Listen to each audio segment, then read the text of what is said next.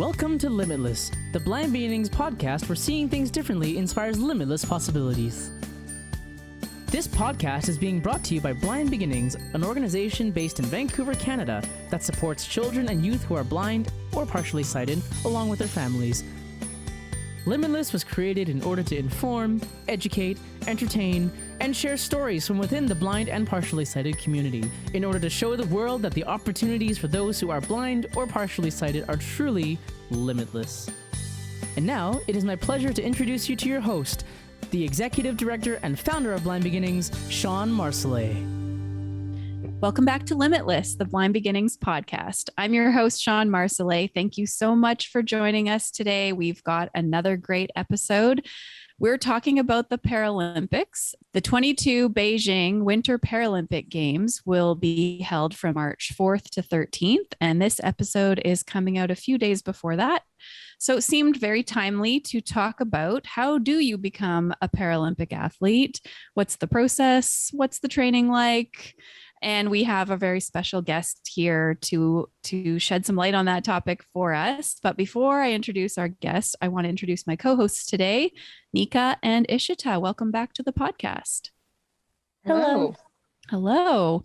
Why don't we start? Why don't you both tell our listeners why you wanted to be part of this discussion today? I wanted to be part of this discussion because one of my goals in life is to hopefully be able to make the Paralympic team for Team Canada, and my sport is paraswimming.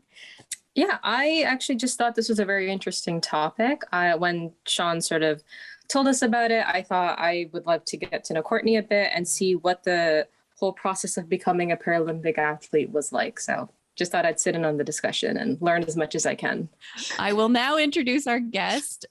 Courtney Knight has been a friend of mine for many, many years. We have trained together. We were both at one Paralympic Games together, but I think Courtney, I don't know, I just realized this morning she has a Wikipedia page. That's pretty impressive. I believe she's been to 5 Paralympic Games. She's competed in athletics, at the Summer Paralympics, and then in biathlon, cross-country skiing in the Winter Paralympics. So welcome to the podcast, Courtney. Thanks. I didn't know I had a Wikipedia page. So you have a Wikipedia page. That is so cool. That is so weird. I was like, how many Paralympics? I know it's a lot. And for those of you who maybe don't know, like the Paralympics only come around every 4 years. So that's a lot of Paralympics. That's a lot of years of training. Like very, very impressive. I've been to 1 Paralympic Games. And the fact that you did the Winter and Summer Paralympics, I don't know any other Paralympic or Olympic athletes who've done both. And you did 2 sports in the Winter Paralympics, which is so cool. Well, thank you. It sounds, I think, more impressive or less impressive than it actually is. I'm not the first one to do it. There's another cross-country skier named Colette Bourgogne, and she did both summer and winter. She did wheelchair basketball and competed in Sydney, and then she transitioned to cross-country skiing as well. And then for Olympians, there's people like Cindy Clausen, who did cycling and speed skating. So nice thing is that all of us are women. There must be men that have done it, but all I can think of is women. So yay. Yes. Girl power. Yes.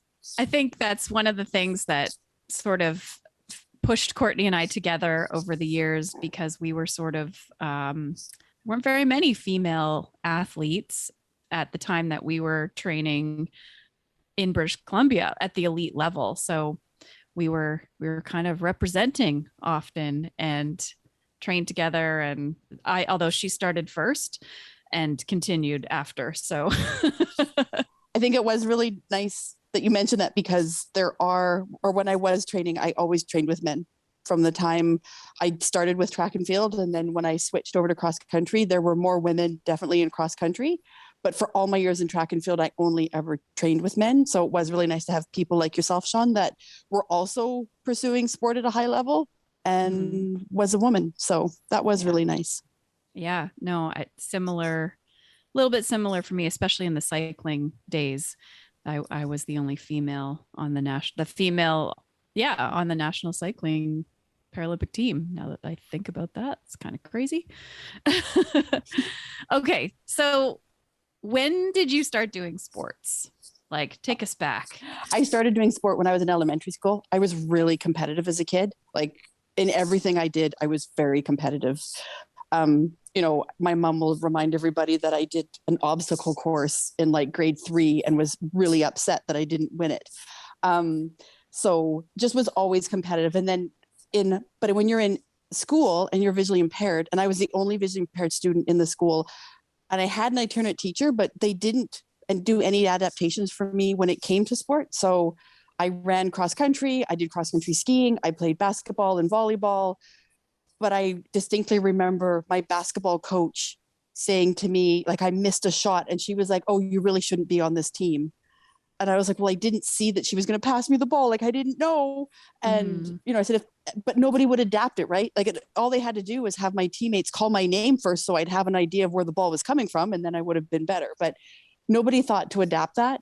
And then for sports like cross country skiing, like I remember I was supposed to ski 5K and I skied 7.5 because I missed the trail signs because I couldn't see them. And nobody ever thought, hey, maybe we should send somebody out with her.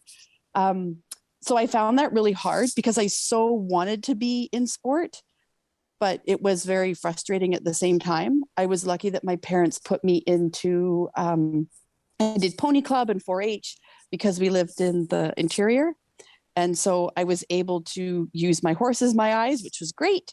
But my parents were really good as they never told me I couldn't do anything. I did barrel racing and pole bending, and these are all like high speed events on a horse.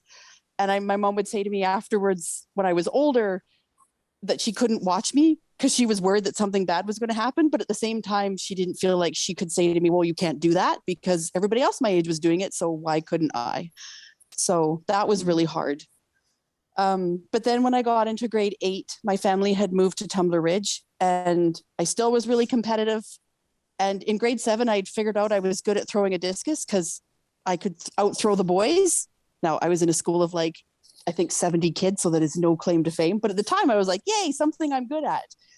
And so when I got into grade 8 in a different high school in Tumbler Ridge, I had a really supportive PE teacher who did know how to make adaptations for me and did a fantastic job at it. But it was because he'd already had a visually impaired person who was 4 years older than me. So I was grade 8, he was grade 12, and that was Jason De La Salle. So everything was easy for me then because they'd been there, done that. And he ended up being the track coach and really encouraged me. And I ended up going to BC Games because of that. Not as an athlete with a disability, but for the able-bodied games. And because Jason was there and he had been connected with BC Blind Sports, he basically said to them, hey, there's another one up here. And I was really, really shy when I was in high school, like didn't talk to anybody. And so I wouldn't talk to him, but he was really good about going to blind sports and advocating for me. And so through that, I got connected with a coach in Vancouver. And from there, it started to be like, hey, let's try and make the games for Barcelona in 92. And it went from there. I didn't know you ended up in the same high school as Jason. That's crazy. What are the chances? Not only that, because Tumbler Ridge at the time was really small, but the fact that we both were in track and field, we both have albinism, and we both wanted to compete at elite level. Like seriously, a whole lot of stars had to align for that to happen. And if I hadn't been connected with Jason, I wouldn't have ever been connected to sport, I don't think. I would have just sort of continued on that whole journey of, well, this is fun, but it's really frustrating, and I wouldn't have gone anywhere. If you don't mind me asking, do you have partial vision? So if you want to be technical about it, my vision is about 20/200. So what I try to explain to people is what that means, that if someone who has perfect vision and I are standing next to each other and we're looking at an object that's exactly the same, and their object is 200 feet away from them and my object is 20 feet away from them, we're getting the same level of detail. So I can't read street signs. I can't read menus at Starbucks that are up above. If somebody I know really well walks past me on a street, I'll recognize them, but I think it's more because I'm recognizing their body movement as opposed to them visually. But if it's someone that I meet once or twice, I could easily walk past them on a street and not recognize them. And light sensitivity, right? Is a factor. Yes, So competing. is. Yeah. Does that impact your skiing when the sun like reflects off the snow? Yes, very much. So the way that I compensated for that is I would wear yellow glasses. And actually, it's not when the sun is out. When the sun is night, like the blue sky day, that's actually not the worst time because you still then will get natural shadows, which helps define where the tracks are. It's actually when the light is really flat that makes it harder because it's still reflecting, but there's no shadows then. So I would wear yellow tinted sunglasses, and that really would help give a little bit of distinction. And then I always wore sunglasses when I competed, always. So for like athletics on a day, like what would you be hoping the weather would be for a big competition? What would be the ideal for you? I started off as a discus thrower, so rain was no fun because it made the circle slippery. So I always wanted no rain, which I think every athlete wants.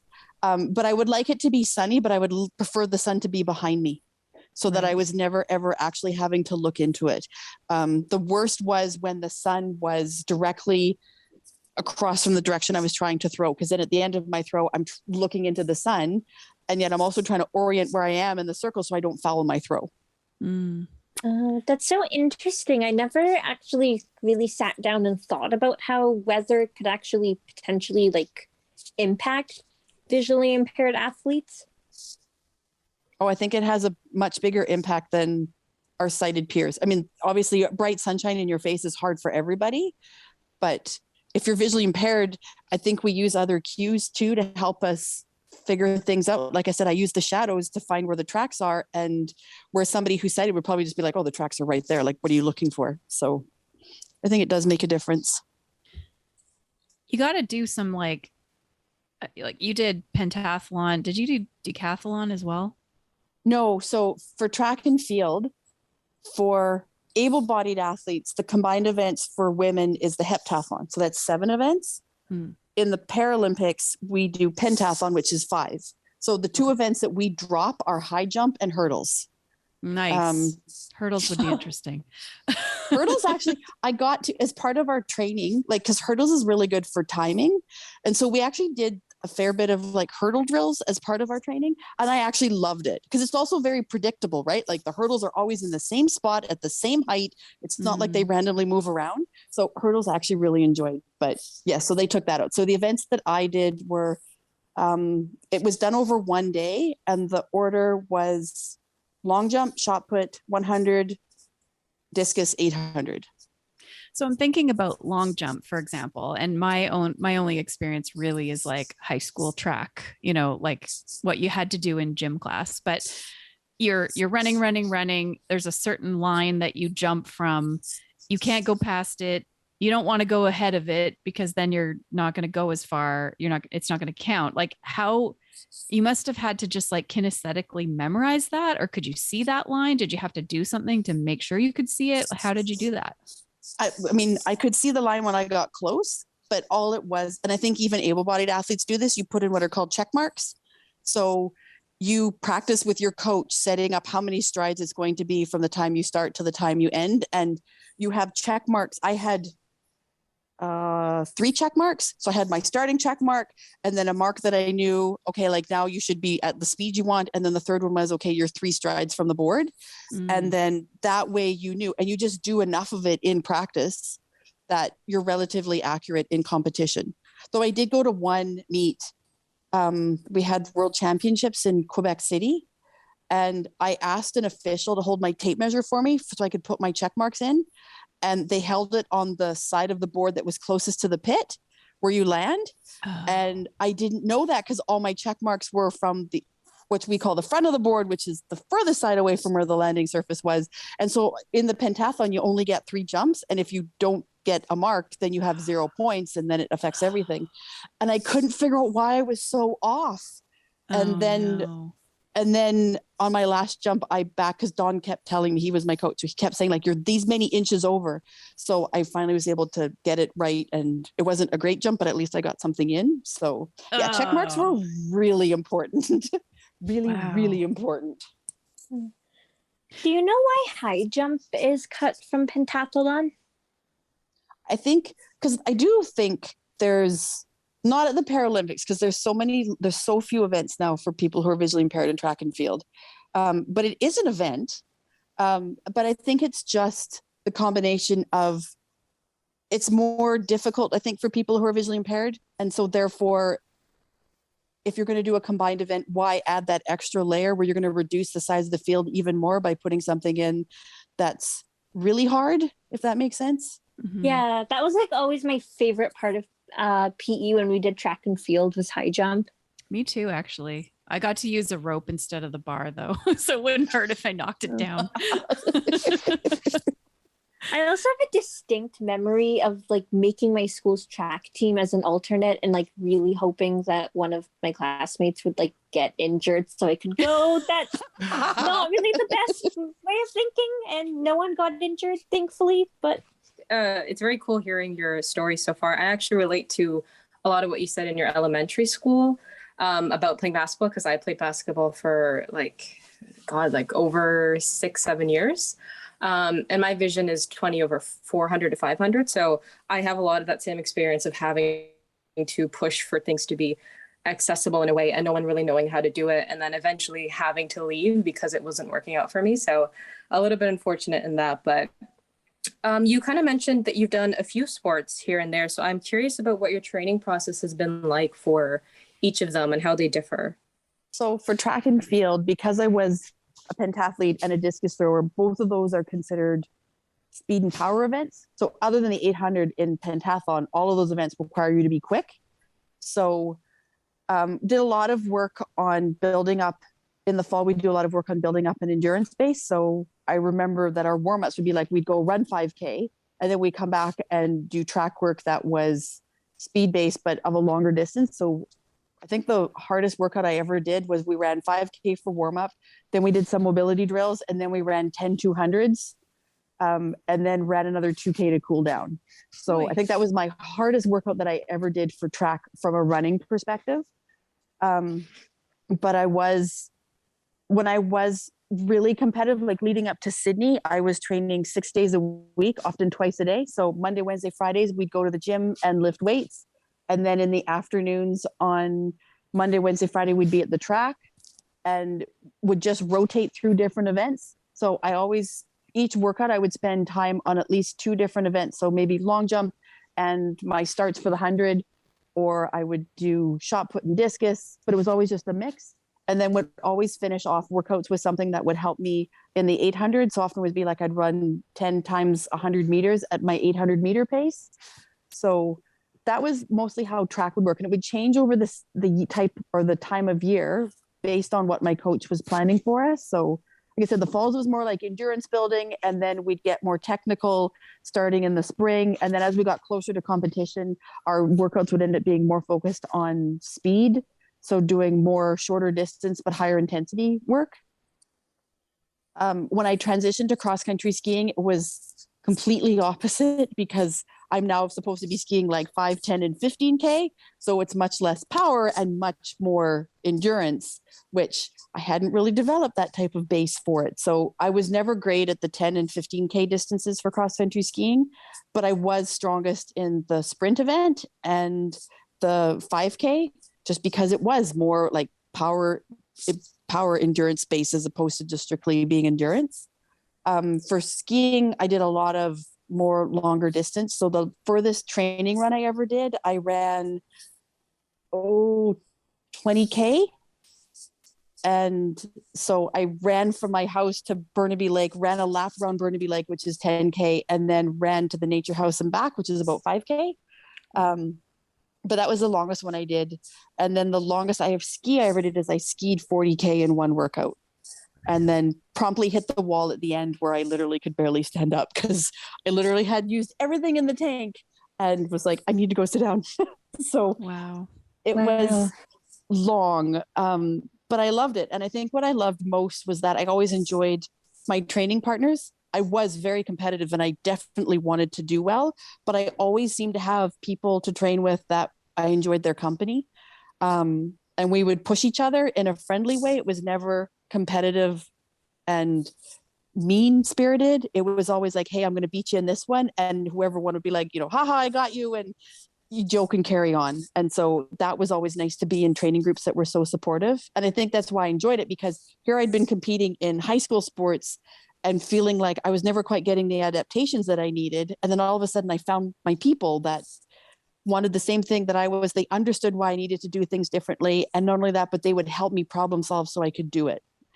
So it was really enjoyable that way.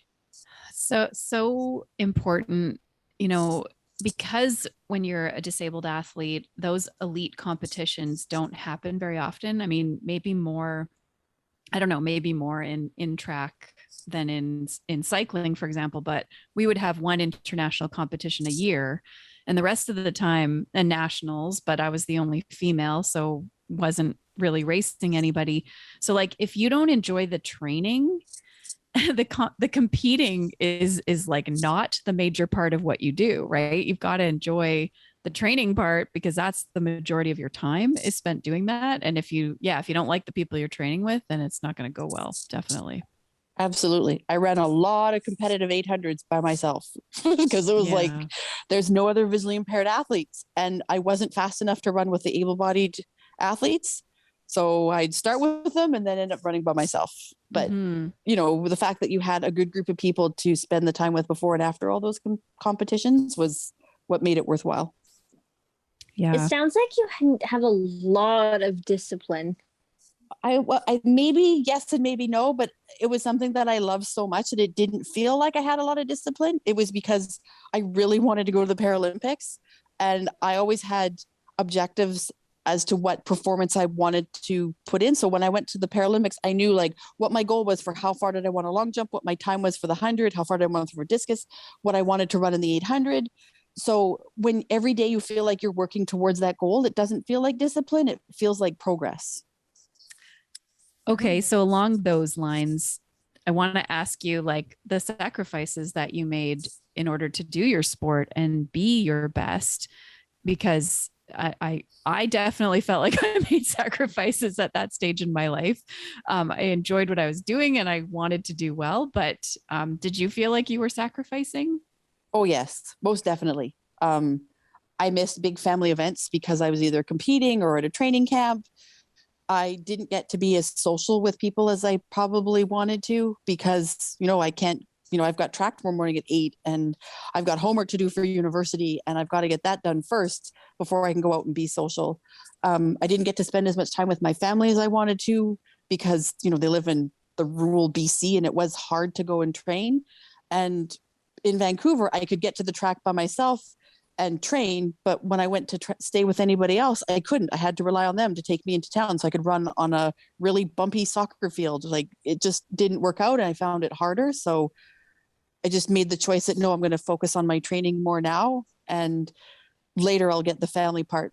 And that's part of the reason why I retired is because I was tired of never being home. Leading up to the games in Vancouver, I was home for 2 weeks between the end of December and the end of the games. And so at end of March. Yeah. It's definitely a sacrifice. Even like you're not just an athlete while you're competing, you're an athlete 24 hours a day, right? You have to think about what you're putting in your body. You have to think about how much sleep you get and when you go to bed and when you're waking up and you can't show up for your workouts and feel crappy and tired and hungover or whatever, because you're not going to perform well. So no. And if you do show up and you're not feeling great because you made bad choices, those workouts get that much harder and that is no fun. Oh yes, I can attest to that. Since it took up like so much of your life, I'm very curious, like how was making that decision to retire like for you? Oh, well, it wasn't that hard because I made my first Paralympic Games in 1992. I qualified for 2010. So was that 18 years?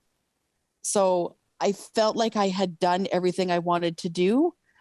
And just cross-country skiing especially required a lot more travel than track and field because, you're looking for snow. So for a couple of years, I got to go to Finland because they have an indoor ski tunnel.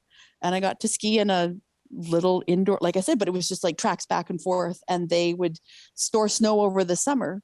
But we would go there for a couple of weeks of training, whereas with track and field, I could be down the block, and there's a stadium that I could train at. So it was way more travel, and I was tired of the travel. I was tired of also the politics that go with sport. And I was just like, no, it's not fun anymore. So I'm done. Since you mentioned the politics, can you, and this is a big question and I totally don't know how you're going to tackle it, but can you explain classification a little bit and how this works? Like, how do they classify disabled athletes and how do you qualify and that whole piece? Okay, so for each type of disability has a classification system. So for blind and visually impaired, we have 3 categories. And the very Cole's Note version of it is that someone who has no usable vision is a B1, someone who has a little bit of usable vision is a B2, and both B1s and B2s in track and field and in cross-country skiing must ski with a guide. And then B3s, which is where I fall, have the most usable vision, but still are visually impaired. And they have the option to ski with or without a guide. Relating to that a bit, actually, I did have a question in whether or not you chose to compete with a guide. And if you didn't, kind of what made your decision for you? For track and field, I didn't need one because tracks are really nice and they're very predictable. They're all flat. And if you stay in your lane, you're good to go.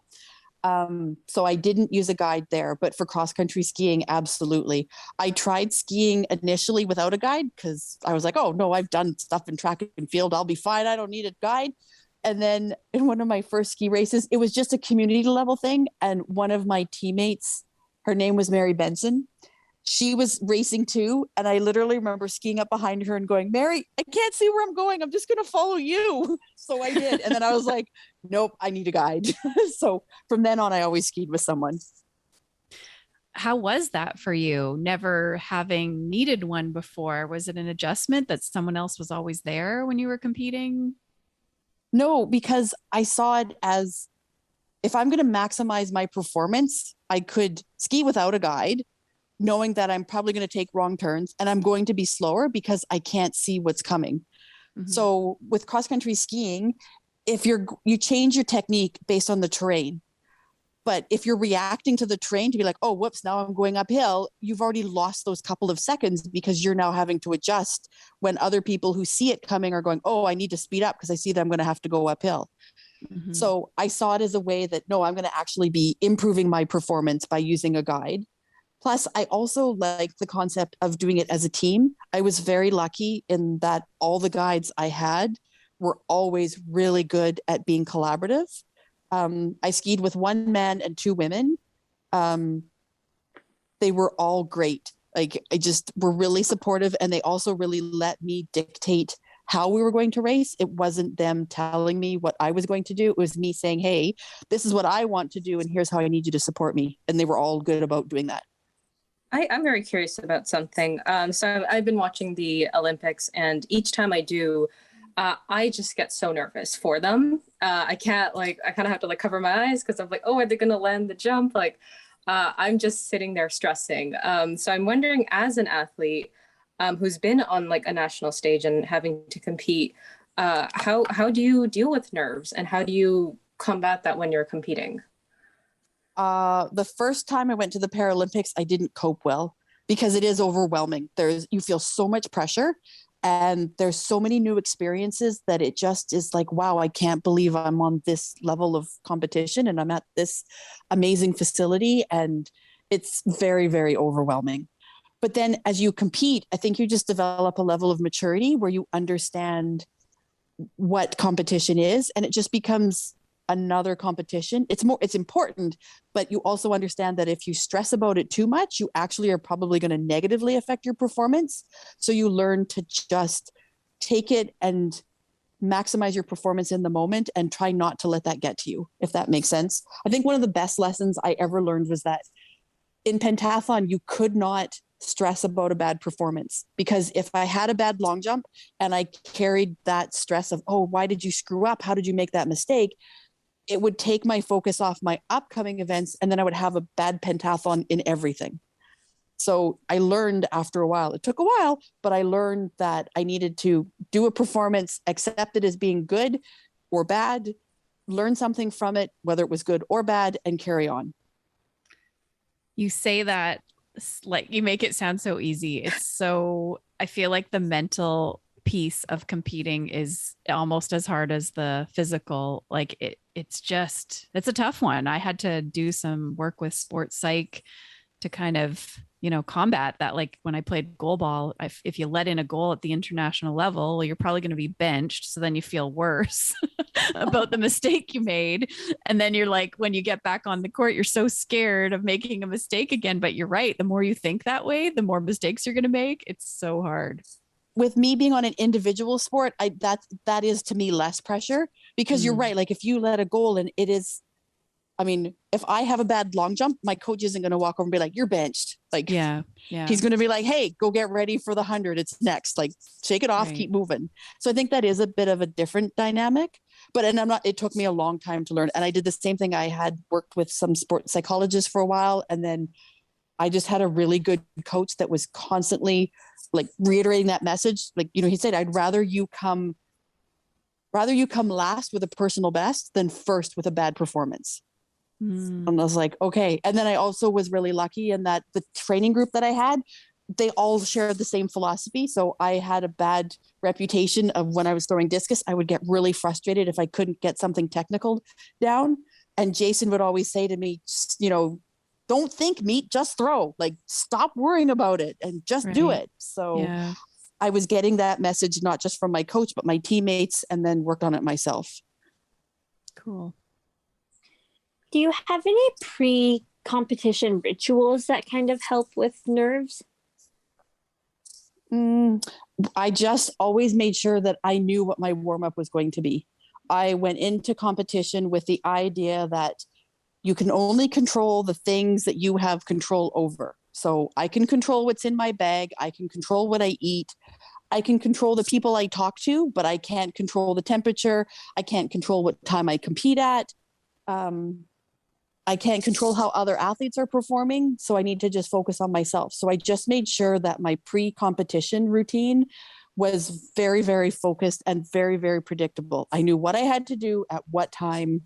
It was never a guessing game. It was even like when I competed in Australia for the Paralympics in 2000, I knew that I was going to have Cheerios and apples between every event, because that's what I knew I had tested in workouts. I knew that would give me enough energy and yet not make me feel, really heavy and slow. So I just had everything sorted out as to what I was going to do. How would you say being an elite athlete has helped in other areas of your life? Oh my gosh. I think the biggest way is that when I started in track, I really was shy. I'm not kidding. I hardly spoke to anybody. And I think I was shy because I had a really hard time in elementary school. I got bullied a lot because of my vision. And I never found a peer group that truly accepted me. And so I just sort of withdrew and was like, well, I'm just not going to talk to anybody because what's the point? And then through track, I found people that completely understood what it was like to be visually impaired, accepted me for it, celebrated my accomplishments with me, were crying when I was having a bad time with me. And it just made me feel so much more confident. So now I know people that meet me now are like, really, you were shy? Like, now you never shut up. So it shaped who I was as a person because I had so much more confidence. I'm a huge believer in the power of sport, not at a competitive level, but just for learning life skills. And it helped me pick my career. So it's basically made me who I am. Do you watch the Paralympics on TV, Courtney? A little bit. Okay, that sounds really bad, doesn't it? Past Paralympian does not watch Paralympic Games. I don't. And you know what? I've never been a spectator. Even when we would have high performance track meets come to Vancouver, like there's a Harry Jerome meet, which brings in athletes that are like the top Canadian athletes from across the country, plus, US and the Bahamas. And so we're talking like athletes that are competing at the Olympic Games. And people would offer me tickets and be like, no, I don't really want to go. Like, I don't know why. I've never been a spectator. I would much rather be participating than spectating. So interesting. Okay. and I still do that with the Paralympics and even the Olympics. I want to know the results. I'm happy to hear, Canada wins hockey and that part, but I'm not going to sit and actually watch them. Do you still train? Do you have any aspirations for athletics in your future? Okay, so discus throwing is not something that you throw out with friends and go, hey, let's go throw a discus around. No. So no. And I think too that I'm still really competitive. So I know that if I got into masters competitions, it wouldn't be fun because I would be like, well, 10 years ago I could throw this and now I'm throwing like half that. And that's no fun. So I wouldn't find it enjoyable. Cross-country skiing, I would like to get back into, but not to compete, just to go out with friends. Mm-hmm. If I was going to compete, it either would be I'd actually like to do a triathlon. Yes. And I would also like to become a better swimmer. I am a terrible swimmer. I sink faster than anything. And I go with people like you, Sean, that go to a pool and swim laps and make it look absolutely effortless. And I swim one length and go, I think I'm going to die. So I would love to be a better swimmer. But yeah, and right now I have circumstances in my life that don't allow me to do any of that. So it's sort of on hold. I do ride my bike to work when I can, which people say, well, you're crazy for doing that, but it's all on a bike route. And what people don't know is that it's a busy enough bike route that there's typically always someone going my speed that I can follow. And I use them as a guide and they just don't know it. So it works out. But I don't ride in traffic. Like I will not ride in traffic. I'm too chicken to do that. I like my body being intact. And so I'm not that brave. Oh, well, maybe we can train for triathlon together because I want to do that too. That's on my bucket list for sure. But are we talking a short one or a long one? Because if it's a long one, you're on your own. I don't know. I mean, I think it's a Paralympic sport now. We could, we could go for it, Courtney. Oh yeah, swimming. I have to work on the swimming part. I like biking. I like running. Swimming part, unfortunately, is first. For me, it's the running. I keep spraining my ankles. Oh no! I was gonna say, like, running is the part I don't like. Yeah, I do like running, but it's my weakness for sure. But I think running depends on what type of running you're doing. So if you were to say to me, go out and run 5K, I would find that very hard and very boring. But if you say to me, go to a track and do repeat work where you're running like 100-meter sprints, that to me is fun. And and I think because it's more engaging in your mind, because you're like, oh, okay, I'm going to do 10, I've done 7, and you're timing it like, okay, I'm trying to stay on average of like 15 seconds for each repeat or whatever it is. 15 would be way too fast. But like, if you're saying like 20 seconds. So I think to me, it's more mentally stimulating. Whereas if you're going for a 5K run, unless you're going with someone to run with where you can have a conversation, that makes it fun. But to just go out and run 5K, no, within a couple minutes, my brain is going, why are we doing this? This is boring and I don't want to be here. Right.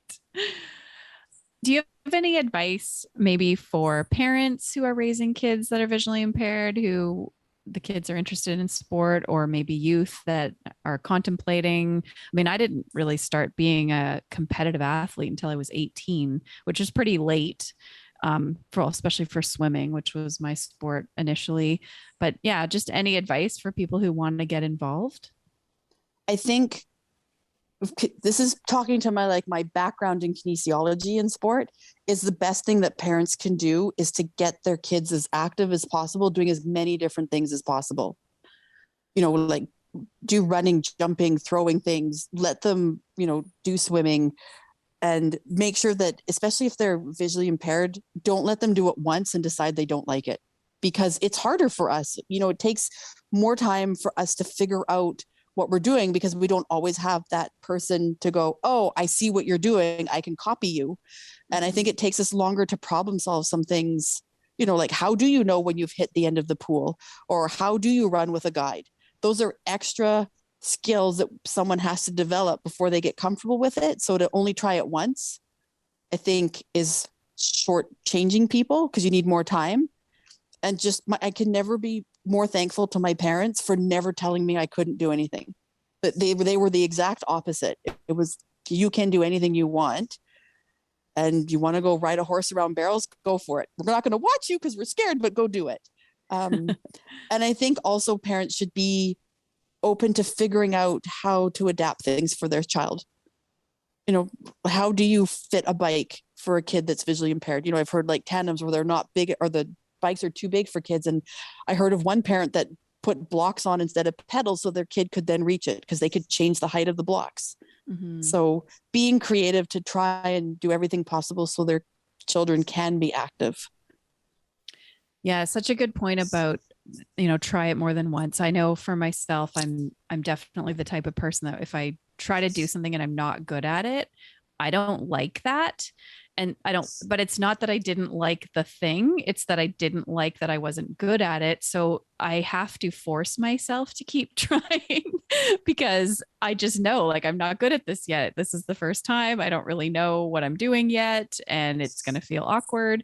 And then, yeah, eventually after many repetitions, it gets easier. Of course, it starts to feel more comfortable. And at the same time, I get better. So yeah.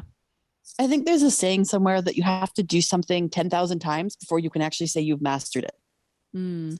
So if you do something once, that's a long way away from 10,000. And not that somebody has to master a skill to enjoy swimming, but you definitely do have to get the fundamentals down before you can actually make a decision as to whether or not you like it.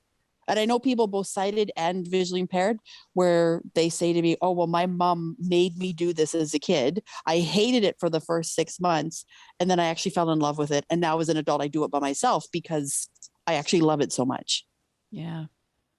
I more so just wanted to say I found this conversation to be super informative and I really enjoyed listening to your life story as well.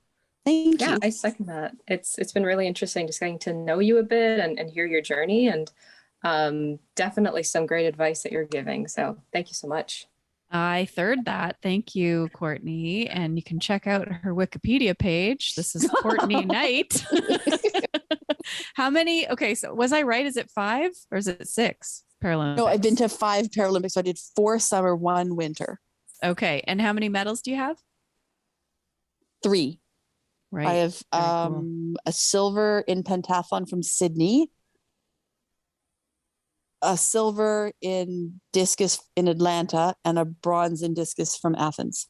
That's amazing. I've never seen your medals. I want to see them. That's very cool. That's awesome.